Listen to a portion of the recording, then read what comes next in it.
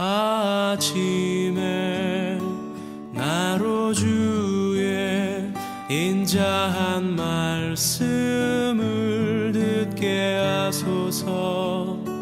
내가 주를 의뢰합니다. 나의 다닐 길을 인도하소서.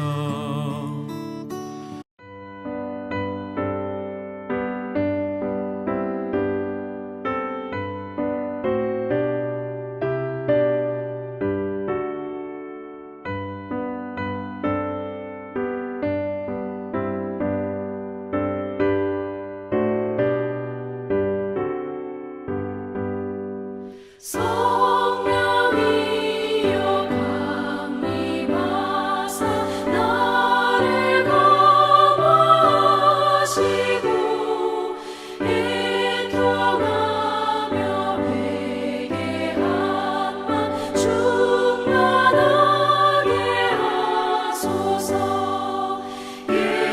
예수여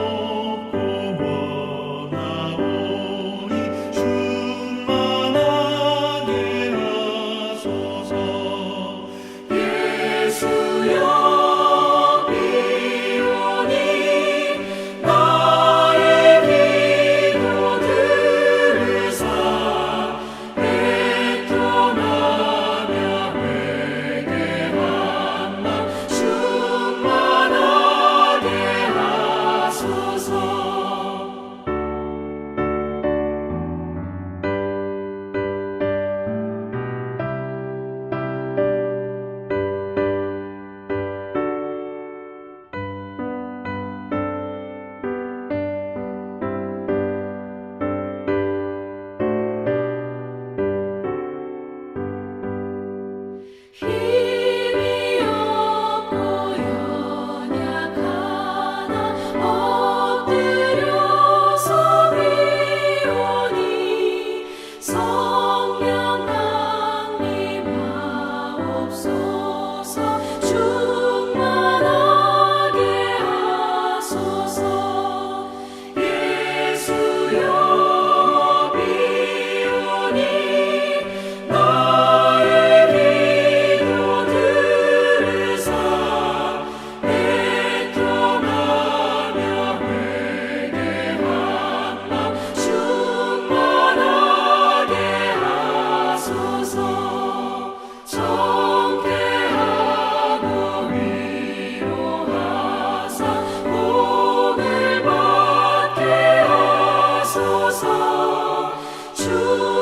충만하게 하시오니 무한 감사합니다.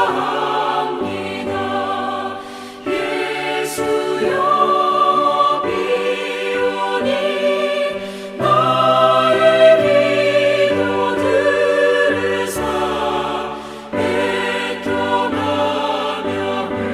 회개한 맘 충만하게 하소서.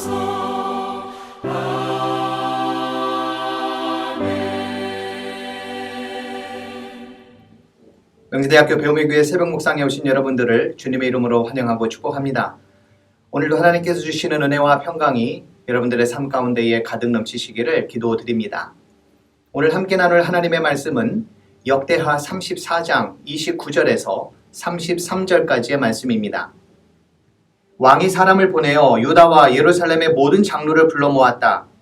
왕은 주님의 성전에 올라갈 때에 유다의 모든 백성과 예루살렘 주민과 제사장들과 레위 사람들과 어른으로부터 아이에 이르기까지 모든 백성을 다 데리고 주님의 성전으로 올라갔다. 그때 왕은 주님의 성전에서 발견된 언약책에 적힌 모든 말씀을 사람들에게 크게 읽어 들려주도록 하였다. 왕은 자기 자리에 서서 주님을 따를 것과 마음과 목숨을 다 바쳐 그의 계명과 법도와 규례를 지킬 것과 이 책에 적힌 언약의 말씀을 지킬 것을 맹세하는 언약을 주님 앞에서 맺었다. 왕이 거기에 있는 예루살렘과 베냐민 사람들도 이 언약에 참여하게 하니 예루살렘 주민이 하나님, 곧 조상의 하나님이 세우신 언약을 따랐다. 이와 같이 요시아는 이스라엘 자손에게 속한 모든 땅에서 혐오스러운 것들을 다 없애버리고 이스라엘의 모든 사람으로 주 하나님을 섬기게 하였으므로 요시아가 살아있는 동안에는 백성이 주 조상의 하나님께 복종하고 떠나지 않았다. 오늘 우리가 읽은 본문에는 이스라엘의 왕 가운데에 가장 기특하고 영재 같은 그런 왕이 나옵니다. 바로 요시아입니다. 그는 매우 어린 나이인 8살에 왕이 되었습니다. 그의 아버지는 아몬이라는 이름의 왕이었는데 그는 이스라엘의 대표적 악한 왕인 아버지 므낫세를 이어 왕이 된 사람이었습니다. 그 역시 악한 왕이었는데 성경은 그가 아버지 므낫세보다도 더 나쁜 왕으로 소개합니다. 악한 할아버지와 더 악한 아버지의 대를 이어 왕이 된 요시야. 그러나 그는 주님께서 보시기에 옳은 일을 하였고 그의 조상 다윗의 길을 본받아서 오른쪽으로나 왼쪽으로나 곁길로 벗어나지 않았다고 성경은 증언하고 있습니다. 사실 8살이면 너무도 어린 나이이기에 정무를 제대로 볼 수 없으니 섭정이 필요한 나이입니다. 실제로 요시아는 아버지 아몬이 당시 신하들에 의해 살해를 당한 이후 왕으로 세워지게 되었는데 그를 왕으로 세운 세력은 당연 아버지를 죽인 세력일 거라 생각이 들지만 그렇지 않았습니다. 세번역 성경은 그 땅의 백성이라는 말로 설명을 하고 있고요. 다른 성경 버전에는 백성, 국민, 지방민으로 소개합니다. 어쩌면 이들은 좌로나 우로나 치우치지 않고 올바른 나라를 세우기 위해 나름 정직하고 소신 있게 살아온 사람들이 아니었을까 하는 생각을 갖게 합니다. 일종의 혁명이라고 할까요? 사실 어린 요시아가 왕이 된 이후 국가는 많은 변화가 있었습니다. 우상과 산당을 철폐하고 이들 제사장들을 축출했습니다. 또한 성전을 정결케 하기 위해서 수리하던 중 율법서를 발견하게 되었고 그 이후로는 자신들이 살아왔었던 날들을 율법에 비추어 살아가는 그러한 삶이 그 나라 가운데에 있어졌습니다.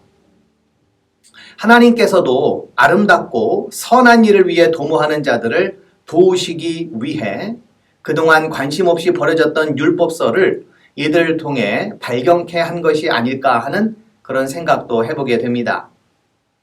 율법은 이스라엘의 민족의 뿌리이자 정체성입니다.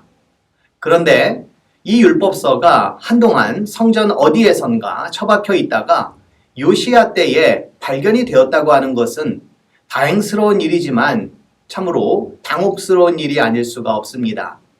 한나라 종교의 경전이 그동안 여러 왕을 거치면서 아무런 역할도 작동도 하지 않았다는 것이 당혹스럽고 왕들이 하나님의 말씀에는 아랑곳하지 않고 자신들 좋을 대로 살았고 그 결과 나라가 점점 시들해 갔거나 병들어 간 것이 아닐까 하는 생각이기 때문에 그렇습니다. 하지만 이것이 어디 그때만의 일이겠습니까? 언젠가 담임 목회를 하고 있는 친구가 이런 말을 한 적이 있었습니다.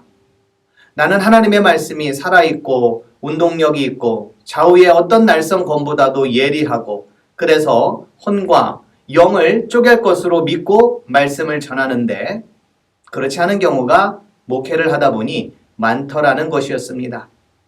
하나님의 말씀에 능력이 사라진 것은 아닐까 하는 의심이 들 만큼 우리 사람들의 마음이 얼마나 더 강팍해졌고 또 무뎌졌는지를 생각해 보았습니다. 성전 어딘가에 내동댕이 쳤던 율법서가 발견된 것은 무관심과 무책임의 장소로 전락해버린 하나님의 성전을 정화하는 작업 이후에 있었던 일입니다. 율법서는 hil기야 제사장에 의해 주님의 성전에서 궤에 보관된 돈을 꺼내다가 발견이 되었습니다.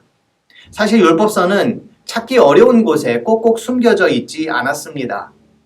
그 궤를 누구나 열었다면 이게 뭐지? 하고 뒤적거릴 수도 있고 그리고 알아낼 수도 있는 범위 안에 있었습니다. 이 말은 무엇을 의미할까요? 그동안 어느 누구도 율법에 관심이 없었다는 증거가 아니겠습니까? 몇 해 전 어느 교회에서 전임 사역을 하던 때의 일입니다. 한 권사님이 계셨는데요. 어느 날 그 권사님께서 몸이 불편하셔서 그분 댁에 신방을 갔었습니다. 그때 권사님께서는 제게 몇 권의 노트를 보여주셨습니다. 얼마 전부터 성경을 필사한 거라며 이제 한 번 다 썼고 두 번째 쓰고 있다고 하셨습니다. 언제까지 쓰게 될지는 모르지만 앞으로 다 쓴 이후 자식들에게 물려줄 거라고도 하셨습니다. 저는 정말 대단하십니다. 이렇게 칭찬을 해드렸는데요. 그분께서는 이어 이런 말씀을 또 하셨습니다. 사실 저는 글자를 읽을 줄 모릅니다. 저는 어릴 적 아버지와 함께 월남을 하게 되었고 그 이후 교육을 제대로 받지 못해 창피한 일이기는 하나 아직까지 글자를 읽을 줄 모릅니다 하시는 거였습니다. 그래서 제가 그럼 이 성경 필사를 어떻게 하셨냐고 물었더니 그분께서는 글씨를 그렸다고 말씀하셨습니다. 저는 글자가 너무나도 예쁘고 잘 쓰여져서 이분이 참 글씨를 잘 쓴다 속으로 생각을 했었는데 그것이 아니었습니다. 저는 제 자신이 너무나도 놀랍고 그리고 부끄러운 생각이 들었습니다. 필사는 고사하고 통독도 제대로 하지 못하는 목회자가 이런 분들을 어떻게 섬길 수 있을까 하는 생각이 들었기 때문입니다. 저는 권사님께 부탁을 하고는 몇 권의 노트를 가지고 그 주 청년 예배 때에 가지고 가서 우리 다시금 하나님의 말씀으로 돌아가자고 설교했던 기억이 납니다. 지금 그 권사님께서는 생존해 계시는지 몇 번에 걸쳐서 성경을 필사하셨는지는 알지는 못하지만 그분 생각을 할 때마다 눈은 뜨고 있으나 제대로 보지 못하는 이가 내가 아닌가 하는 그런 생각을 해보게 됩니다. 발견된 율법의 말씀을 다 들은 요시야는 애통하며 자기의 옷을 찢었습니다. 요시야는 남유다의 20명의 왕 가운데의 16번째 왕입니다. 이제 요시야 이후 4명의 왕만 거치면 바벨론 제국에 의해 나라가 멸망하고 백성들이 포로로 잡혀갑니다. 물론 남유다에는 요시야와 같은 좋은 왕이 덜어 있기는 했습니다. 그럼에도 아쉬운 것은 왜 좋은 일을 하는 왕이 그렇지 않은 왕들보다도 현저하게 적었을까 하는 점입니다. 요시야 이후의 나머지 4왕도 결국 악한 왕이 되었고 남유다 역사는 그렇게 막을 내렸습니다. 이스라엘이 놀이터의 시소라면 그동안 우리가 살펴본 이들의 역사는 악한 자들에 의해 악한 쪽으로 더 많이 내려간 모습이었습니다.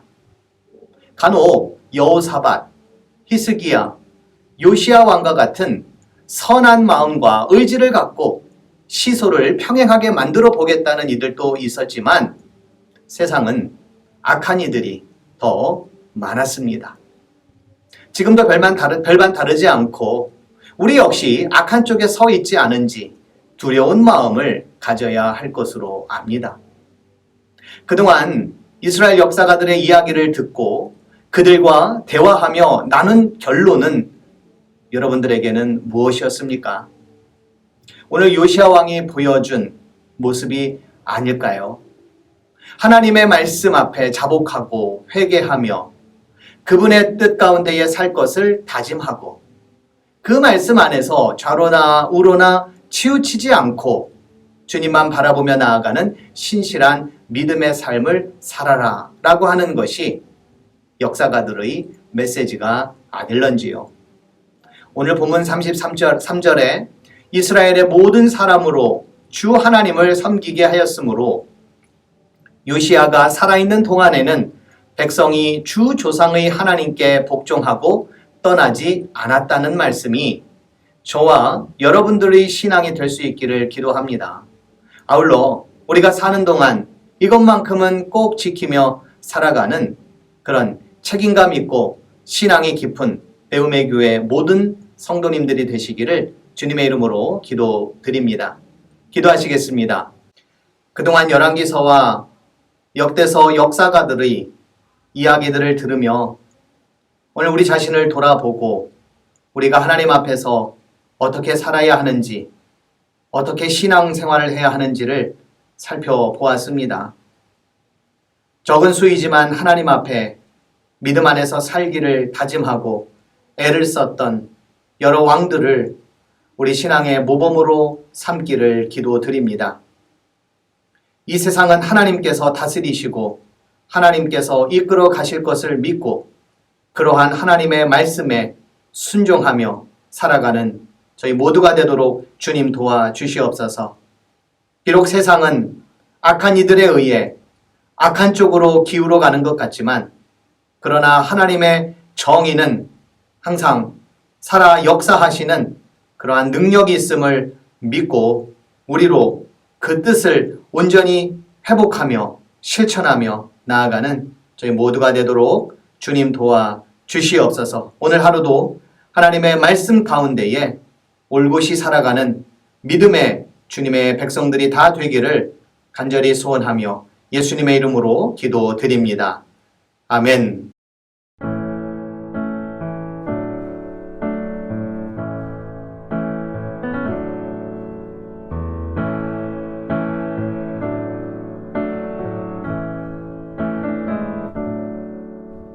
주님의 마음을 주님의 심장을 주님의 시선을 가진 자 상한 갈대와 꺼져가는 등불을 외면하지 않을 자 누구인가.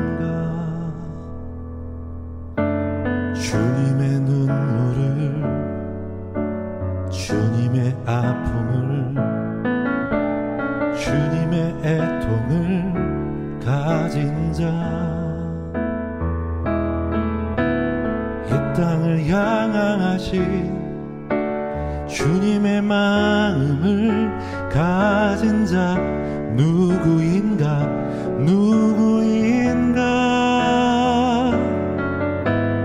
주님의 성령 부어주소서. 굳은 마음 제하시고 이 땅을 향한 주의 애끓는 마음 부사 무너진 교회 회복시키고 주실 길 예비하는 하나님의 사랑 그 마음 가진 자 주님의 마음에 합한 자로 세워주소서.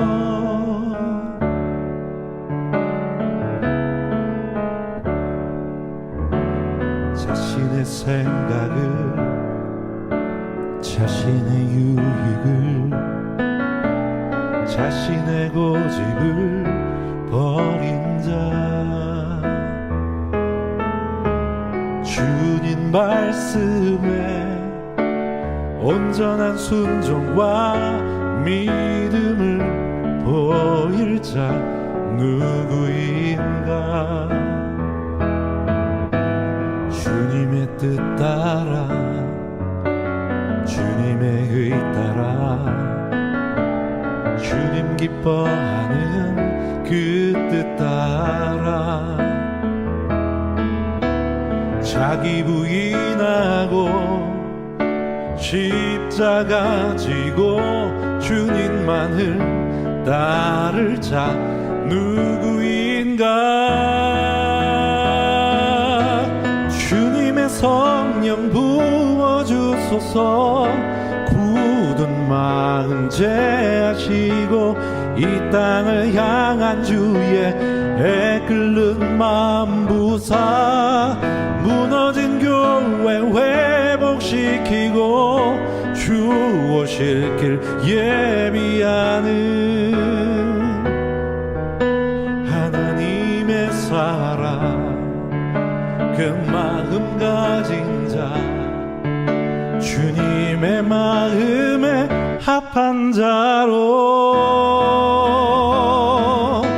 주님의 성령 부어주소서. 굳은 마음 제하시고 이 땅을 향한 주의 애끓는 마음 부사 무너진 교회 회복시키고 주 오실 길 예비하는 하나님의 사랑 그 마음 가진 자 예수님의 마음 그 갈망 가진 자 주님의 마음에 합한 자로 세워주소서.